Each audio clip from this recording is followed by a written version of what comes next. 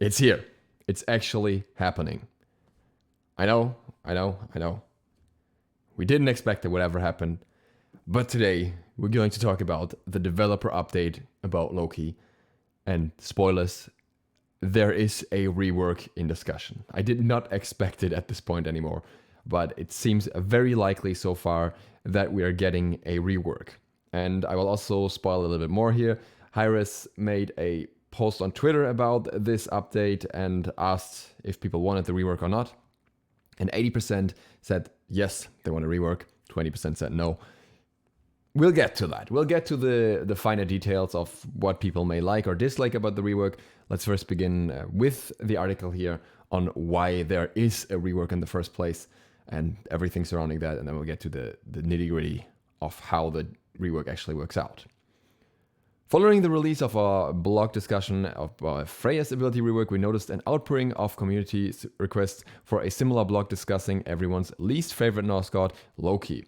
After some internal discussion, here's what we concluded. Too long didn't read. Loki is still a popular god, however, he is worth reworking due to frustration from both his opponents and his teammates.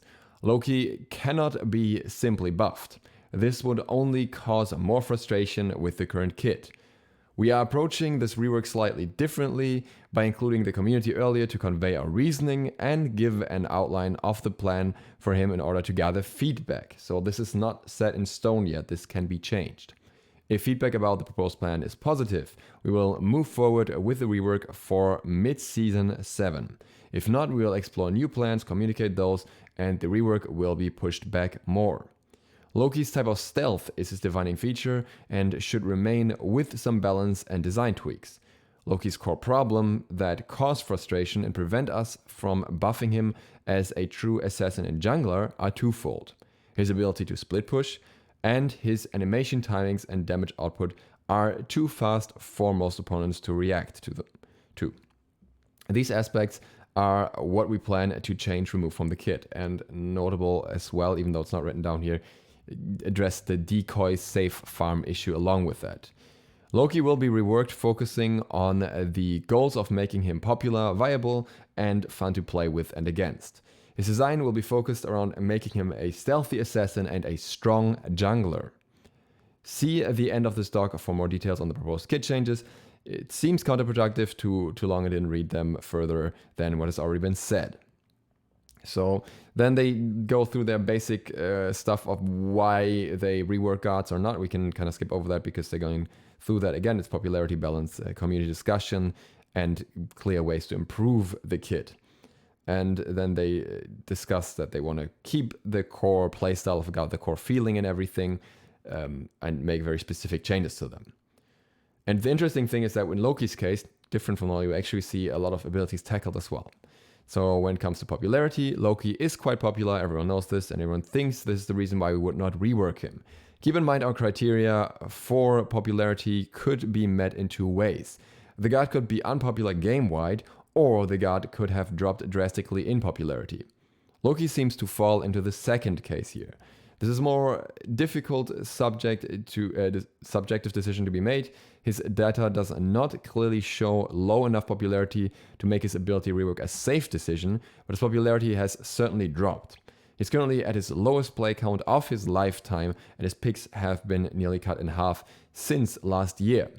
So currently his popularity ranks for non-conquest modes are number 22 out of 107, and in normal conquest is 51, in ranked conquest is 72. His popularity relative to his numbers last year, roughly 50% less playtime. Lifetime stats, we can skip over these, it's not that important. You can just know that he is being picked less and less and less, and that's what's really relevant for us here.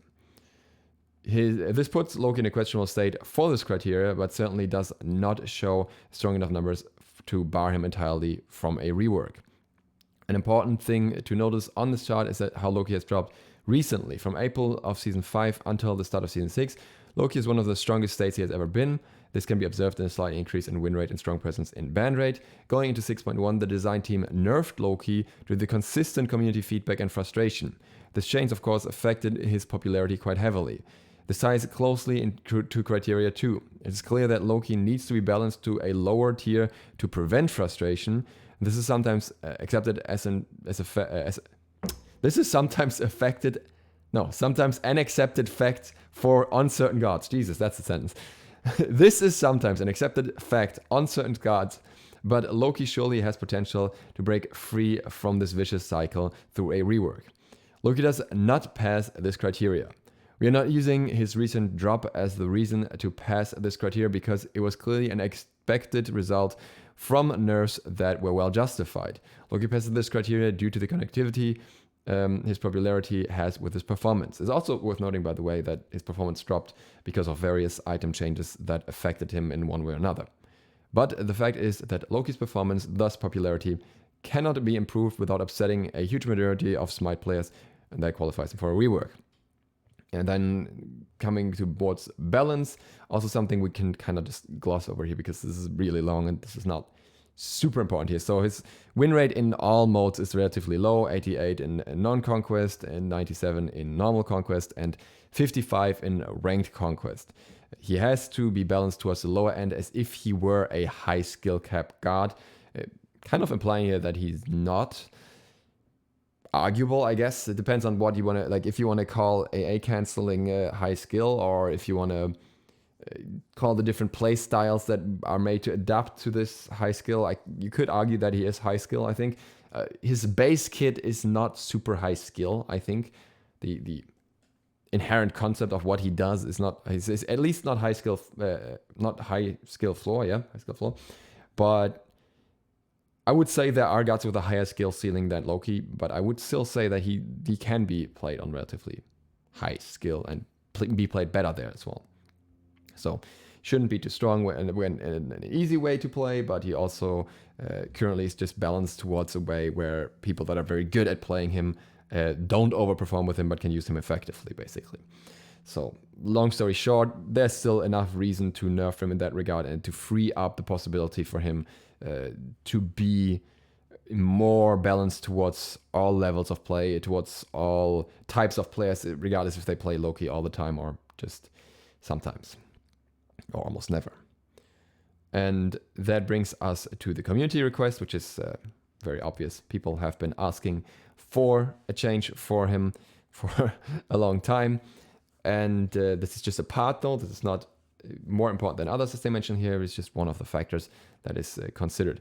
The community comments are never able to actually speak for 100% of the SMITE players. It's always just a subset, possibly a large and important subset, but still only a fraction. And then the last one is clear path for improvement. This one I'm going to read out because I think this is more interesting. Some people want Loki's stealth to be removed entirely. Others see it as an essential part of his identity. Some people want Loki to be completely thematically changed to be more of an illusionist and trickster rather than an assassin. This one is very important because I know that a lot of people have been asking for this. This one makes sense on paper, but when we evaluate Loki's current playstyle, it would certainly break our usual strategy for reworks.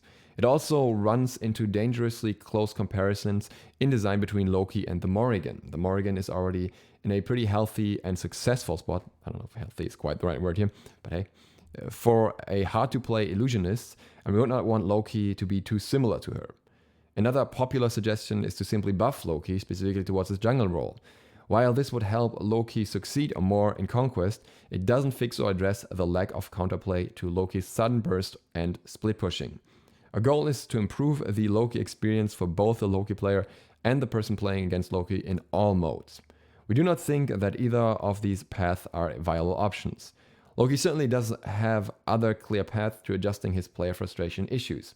Even if he's still a stealthy assassin, the design team believes we can adjust his ability to require more skill shots and provide more counterplay to Loki's opponents. His clear path for improvement, but multiple different paths, with possibly a very strong community controversy attached. This is why we are doing this rework a little differently, to make sure players have clear expectations for his changes. Loki passes this criteria, but with some risks included. So overall, he does qualify for rework. He's on the line, the risk is high. What we still believe we can find a path for to update this god, to reduce frustration, focus on his gameplay identity, and improve the overall god pool of SMITE. I have to drink some beer. Alright, what would a rework for Loki look like? Once we identify a god meets these criteria, we begin designing the reworked abilities. We keep the following goals in mind. We have no plans to rework a god's complete kit in the foreseeable future. Only certain abilities will be addressed in a rework. Usually around 2 abilities are adjusted. Try absolute best to preserve their core playstyle. This refers to the kit as a whole and less to specific abilities. Try not to remove core unique features from a kit that are only present in the game on this god. Always try to keep their unique features, usually by preserving specific abilities. And be specific about our goals for the thematic improvements. Focus on the design towards these goals. So first is scope. Reworks need to have a clearly defined scope. The scope could describe the amount of changes in terms of workload and resources. Based on a lot of experimentation in the past, SMITE reworks have a pretty clear scope. Changing a god too much leads to consistent negative feedback from players. So anytime we discuss a rework, this means we're talking about 1 to 2 abilities completely changed, and the rest here is basically just a repetition of what you just said. So with Loki, this means you will only have 1 or 2 abilities reworked, with a few more getting some heavy balance. So I would almost say it's more than 2 abilities that they're reworking here, but that's depending on how you look at this, I guess. For each and every rework, we try to preserve the god's core playstyle. Loki should stay true to his current gameplay goals. So before we can stick to them, we must define them. When the design team thinks of Loki's gameplay, we think of a backstabbing assassin.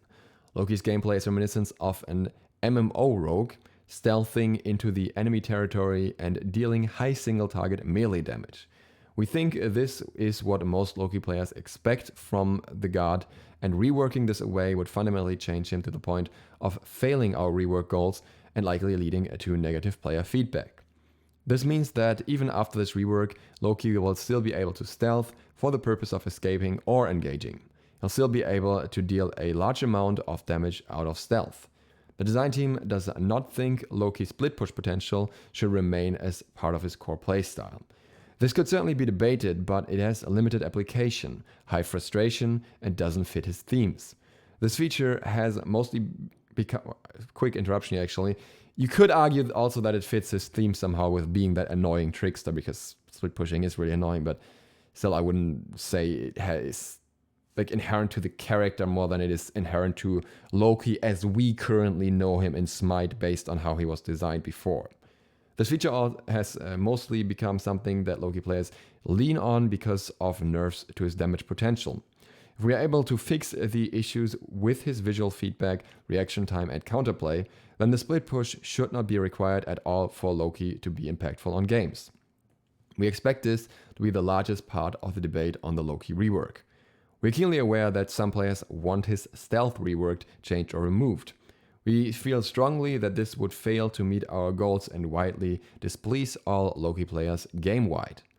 Hopefully, when players read the kit pitch at the end of this document, they will be able to understand the design team's vision on how to take these elements of Loki and make a stealthing jungler assassin that is less frustrating, more viable, and stays true to the essence of Loki. Goal number 3.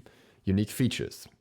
With each god rework, we should always try to preserve as many unique tech or gameplay features as possible, especially if they exist on no other gods.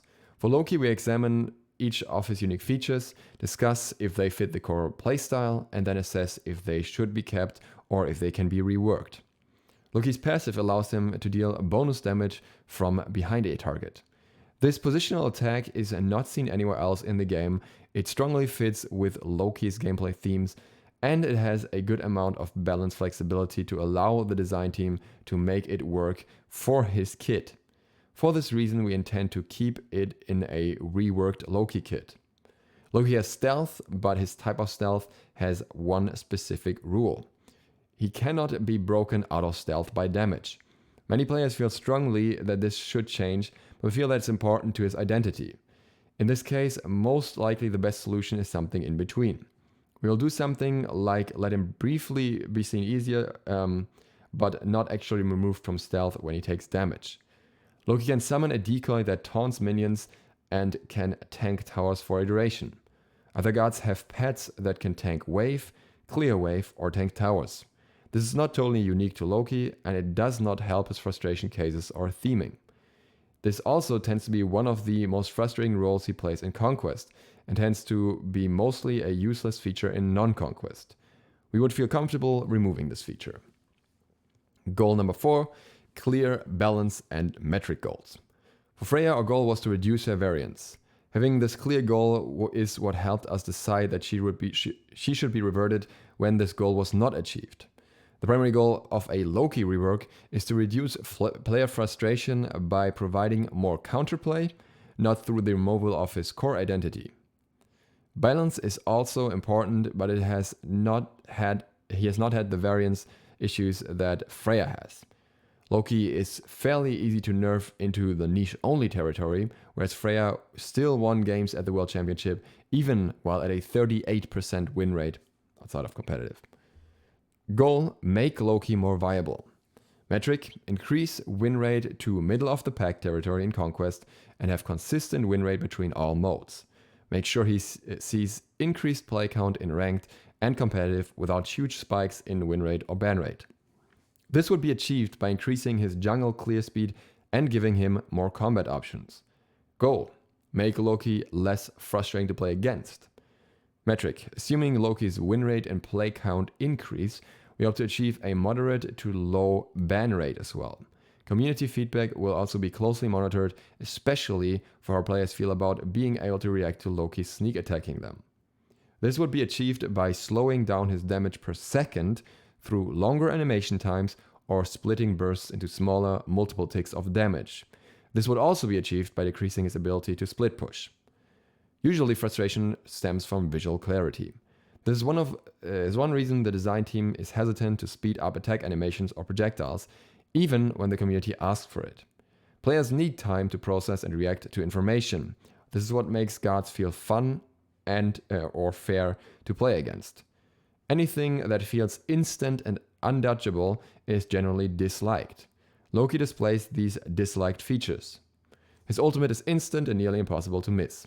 His aim strike actually has 0 animation time and is purely up to the Loki player to weave into the hit chain to abuse basic attack cancelling. A hypothesis is that this inability to react to Loki is the core source of player frustration. When Loki attacks you from stealth, especially if he uses his ultimate, you immediately take huge damage and CC. Even quickly activating beats or Aegis does little to prevent this. These timing issues are the ones we highly prioritize changing in the rework to meet the goal of making him less frustrating. So the summary here, Loki is reworkable, but he barely passes the criteria. A lot of Loki's core identity is exactly what many players want removed, but cannot be removed due to playstyle or unique feature goals. The controversy involved in making these decisions has a lot of risk. Anything to make Loki less frustrating to play against would certainly be a big positive for SMITE, even if there's some controversy over what route we take toward this goal. Design direction. Loki's design would be to make him a true backstabbing stealther, while adding more counterplay to his kit. The pitch, which brings us to the kit. The most exciting and new part of this rework process. Historically, we have been reluctant to share early guard concept due to the nature of game development. Abilities on paper do not always translate to the game perfectly, and many changes happen during the prototyping and playtesting phase.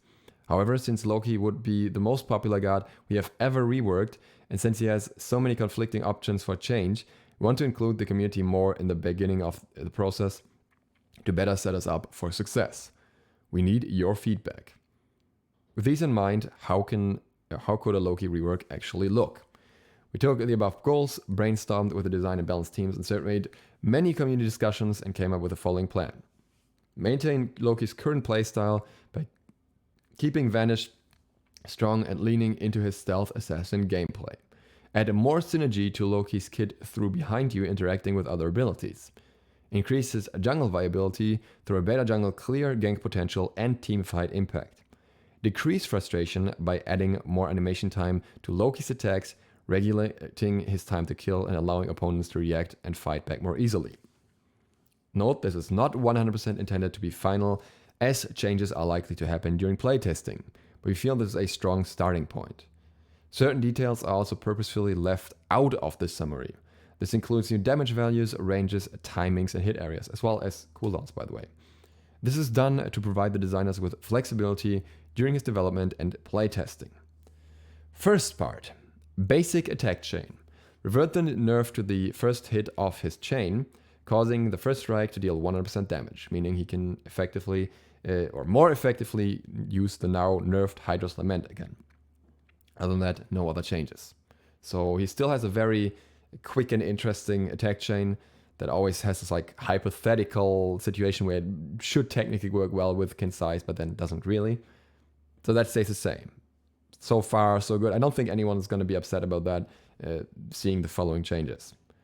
Passive, behind you. Added feature for this to interact with his other abilities. Possible balance adjustments to the damage, but that's, again, damage numbers later. Ability number 1, Vanish, minor rework. It now takes slightly longer for Loki to become fully invisible after firing this ability. That means if you're using this as an escape, there's a bigger chance that you have to activate it a little bit earlier if you want to get away in time. And the enemy can kind of see what direction you're going in when the stealth is starting, which of course can be used as a play as well. You just walk that direction and then turn around and bait the enemy into that direction the second that the stealth is fully activated. So again, I don't think this part will be too controversial, and it is just something that players have to get used to a little bit. Second part, anytime Loki takes damage while stealthed, his full guard model with a shadow texture will be revealed for a fraction of a second.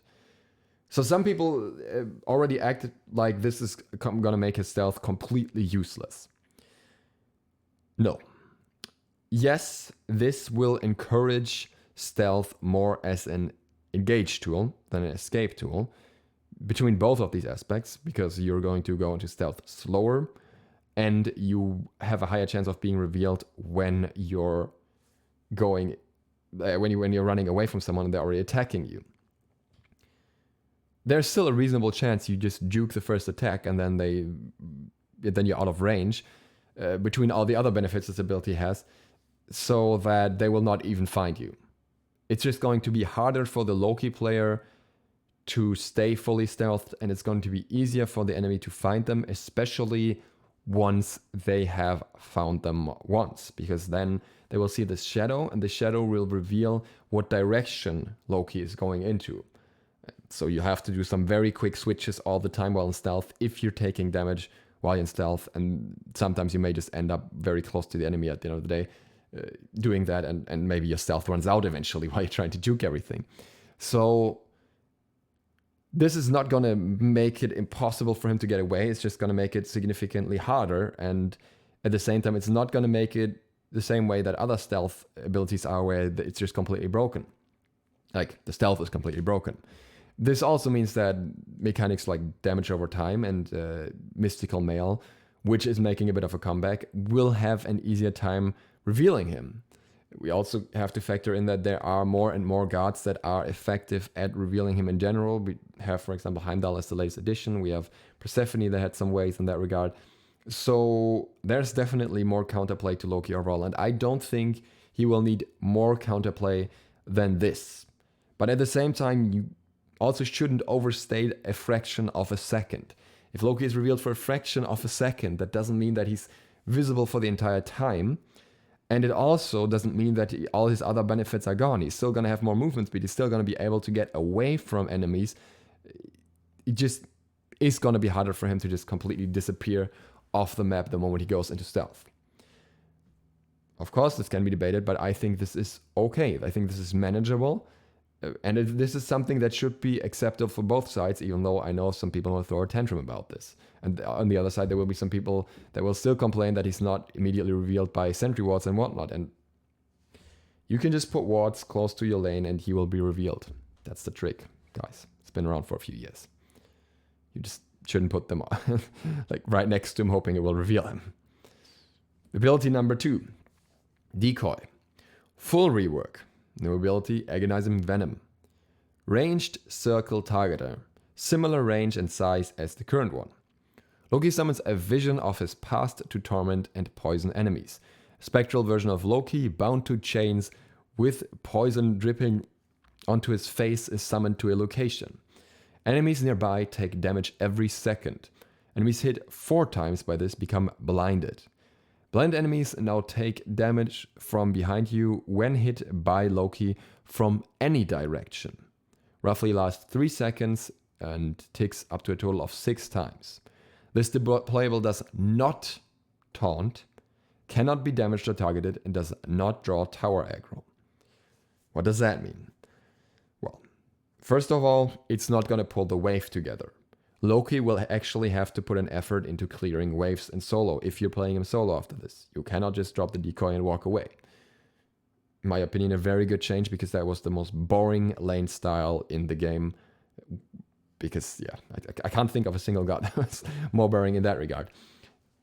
That, I think, is something that people playing against Loki will be very happy about. People playing Loki maybe not so happy. But the ability also has other implications. It cannot be damaged or targeted, so that means like removal strategies like Ymir or Freya's Banish, Ymir Wall, Freya Banish will no longer work. The decoy now is just an untargetable AoE ability. And it comes with a very interesting CC. The blind and the benefit that you get from it, the damage of behind you from all directions, because you can't see Loki, is very interesting, but I'm not quite sure how easy it will be to activate that. The range of the ability is not that large, and it's roughly lasts 3 seconds, and it's 6 ticks, but you need 4 ticks for the blind. So I guess maybe the first tick might be instant, or it might be like Anubis 3, I'm not sure. If it's instant, it's a little bit easier, but otherwise, the enemy has to stay in this area for 2 seconds to be blinded. That doesn't sound like something that will regularly happen unless you use other CC to lock them down in that area first, which will bring us to the other abilities as well. Yeah, and it's going to be interesting, because I think this will still be more of the cleanup ability. This will still be a nice damaging AoE ability, of course. This, however, will not be the ability level first. But I think this change is good. There are some people that really want to argue that decoy is like an essential part of his kit, his best ability, and so on. There are other suggestions that were made for the decoy, like detonate it instantly, or make it so that you can swap places with the decoy. Let it not tank towers in general, blah, blah, blah. So here's the problem. Currently, the decoy is his only AoE ability, and therefore it's his only effective clear, both in jungle and in solo. Unless you want to run like Golden Blade Loki, I guess. So far so good, so far so bad. The problem that results from that is that you want to level the decoy early on.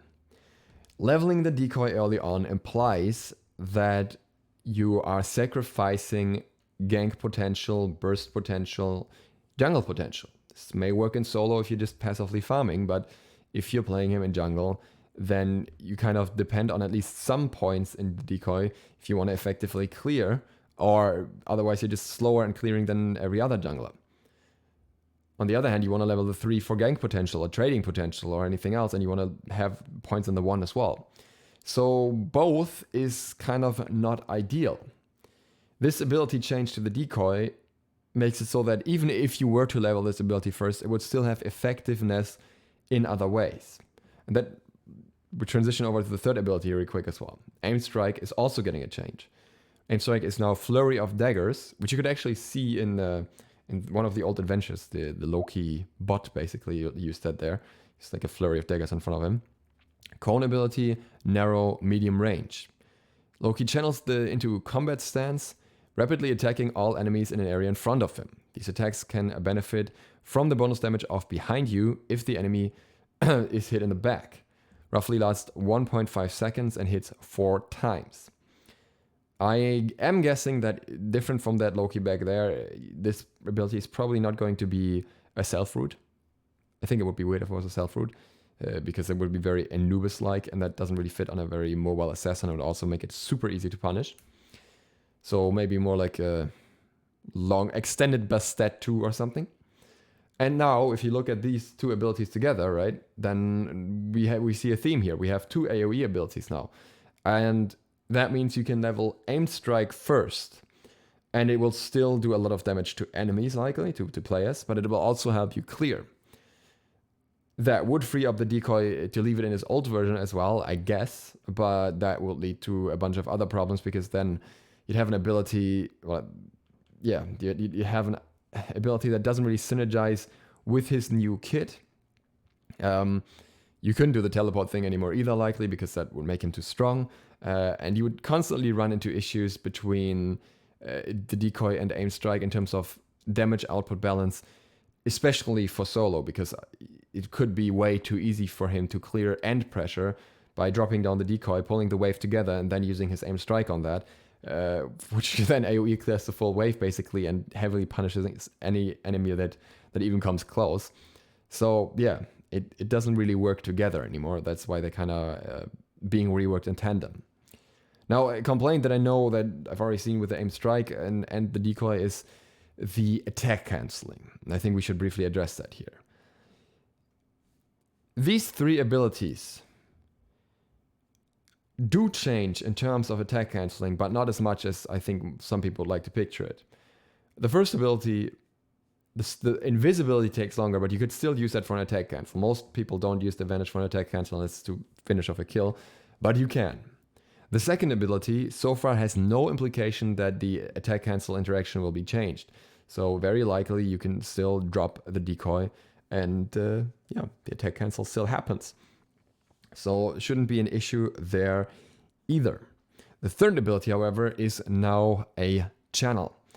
That means that this ability will have less of an attack cancel. You can still attack cancel from the animation, from the swing that you used beforehand, and then you pop the 3. But it will still be an attack cancel. It will still take off, shave off just a little bit of time of the animation, of the return animation of the attack. It's likely not much. And then there's likely going to be an immediate basic attack after the channel is done. Is that bad? I don't think so. He still has multiple attack cancels here. He also gets his old basic attack chain back, so he gets more damage from that. Yeah, I don't see a major issue with this. I think this is okay. I think this is going to change him. But I think the upsides that you can get from this outweigh this one downside. What would be interesting in regard to either of these abilities is which ones will break stealth. It could be very interesting, like if you can drop the new 2 without breaking stealth, or if you even pop out of the 3, and then I don't think that would not break stealth, but that would be hilarious if you can just use that while in stealth, just AoE damage, but that would be broken. But yeah, so I think so far we can at least see a theme here. Now we have to look at the ultimate as well, but put it all together. Minor rework. Increase the time between the teleport and the damage and the stun. This ability now has 2 firing phases.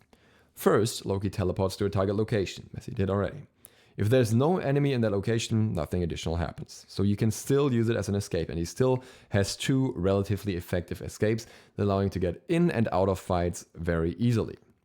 If there is an enemy guard in that area, the closest guard to the center, takes damage and becomes crippled. So you can't use any escapes anymore after that.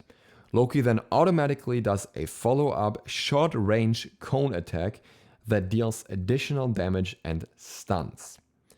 Loki can move and rotate freely between these 2 phases, even choosing to hit 2 different guards with the 2 phases. Now, I don't know what the separation between the phases will be, how long that will be. I hope it's not too long. I hope it's just a brief time where you can turn your camera around basically to aim at someone else and CC them, but not like a massive, a massive frame where you just can't do anything else. But I doubt that would be the case anyways. And the interesting thing is that the first attack here does cripple the guard closest to the center and hit them, and it's like teleports on them like it does now, I think. But the follow-up attack is a short-range cone attack that deals additional damage and stuns. There is no implication here so far that this ultimate can only stun one person. It might be that if enemies are clustered up and you teleport on them, you can stun multiple of them in the same place, drop your 2 and drop your 3, and do a huge chunk of AoE damage. I'm not sure if that's going to be the case or if there is going to be some limitation to the stun, but that's just the information that we have so far, and that's what we can read out of this. Because it says, you can hit 2 different gods with the 2 different phases, but there's nothing that, if you have a small AoE cone that stuns, then I don't see why it would be limited that way. So what does it give us? It gives us more ways to react to Loki's ultimate. And this is a general theme, right? You have more ways to react to the 1, you have more ways to react to the 3, you have more ways to react to the ultimate. You have less ways to react to the 2, actually, because before you could just walk out of the decoy and not take any damage. But now you'll take at least some damage from it. His single target damage is probably decreased because it's more damage over time and cancelled aren't quite as quick. But his multi-target damage should be significantly increased, which means his team fight is going to be significantly better with this version. His escape potential, again, almost the same. His playstyle probably vastly different. And I think that is what's most annoying to some current Loki mains, because you can't play the same way that you could before. And that's probably why people who are not Loki mains are very happy with this for the most part. You'll be able to team fight. You will not be able to split push. You will not be able to play a super passive and annoying solo lane.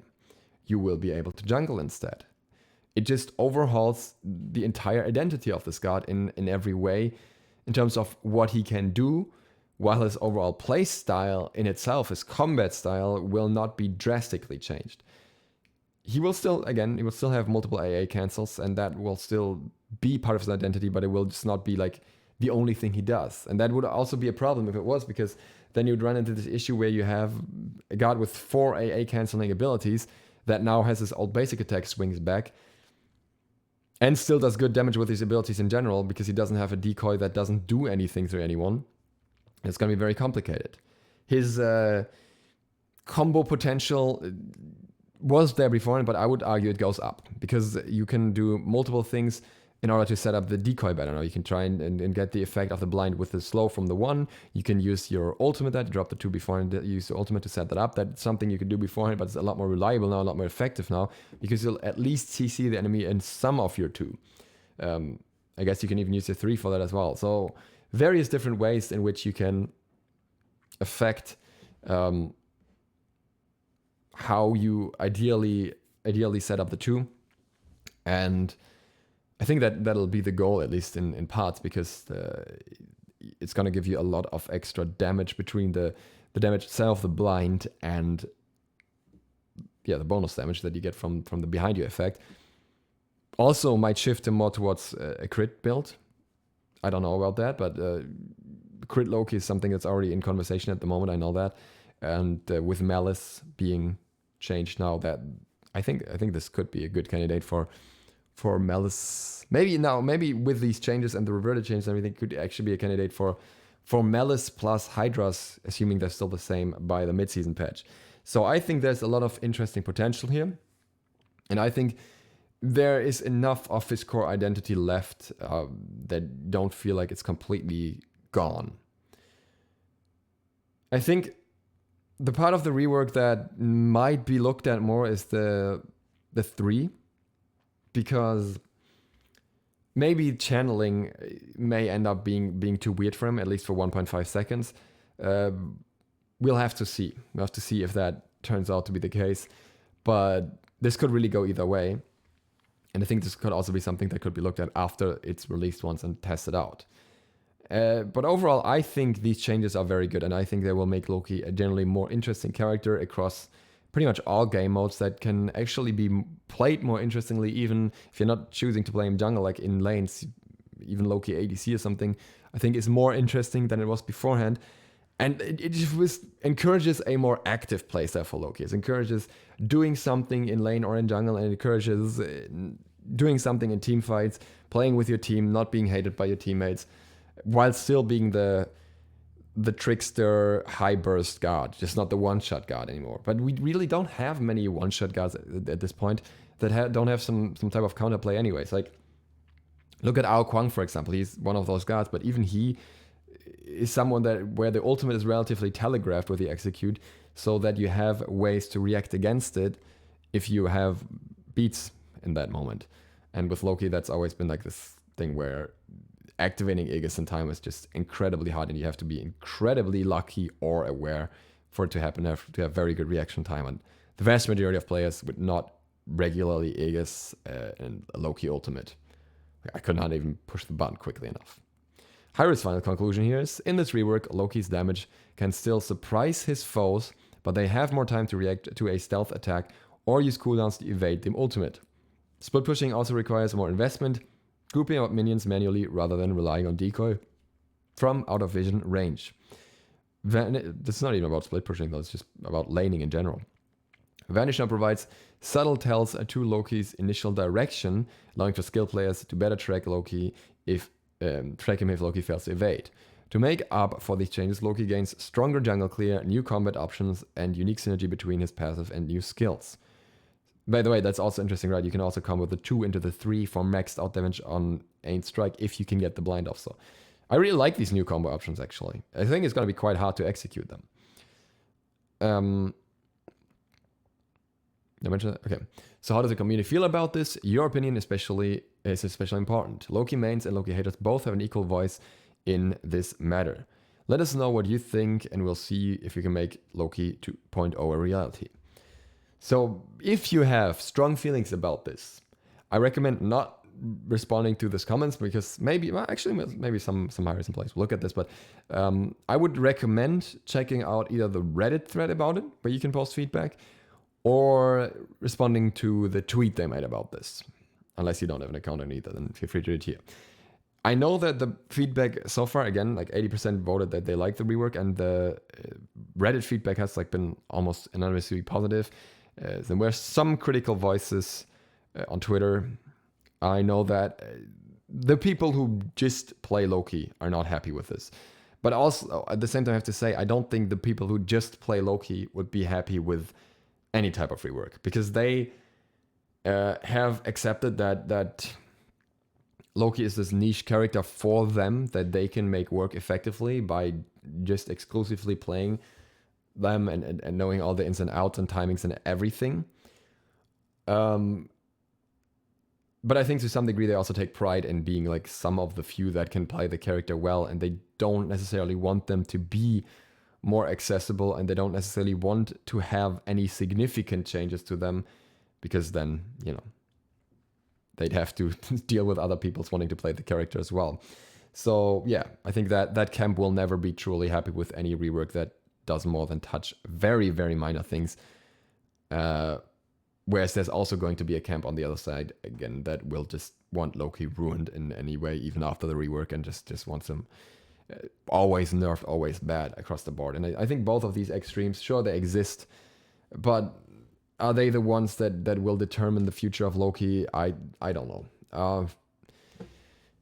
So far, it doesn't look like they will. And I think HiRez is very aware of this as well. They're aware of the vocal minority that exists. And we'll just have to see how it goes with that in general. But yeah, that's all I have to say on the topic. Again, I think I'm very happy and positively surprised that this rework is actually happening. Everyone else will have their own opinion. Again, make sure to voice it so that HiRez can see it. If you have any strong opinions towards any of these abilities, in terms of what you'd like to see, what direction you would see these abilities being taken in, or just tell them that you like the rework if you think it's good. Other than that, thank you guys very much for watching. See you for the next one whenever it comes out. DukeSloth out.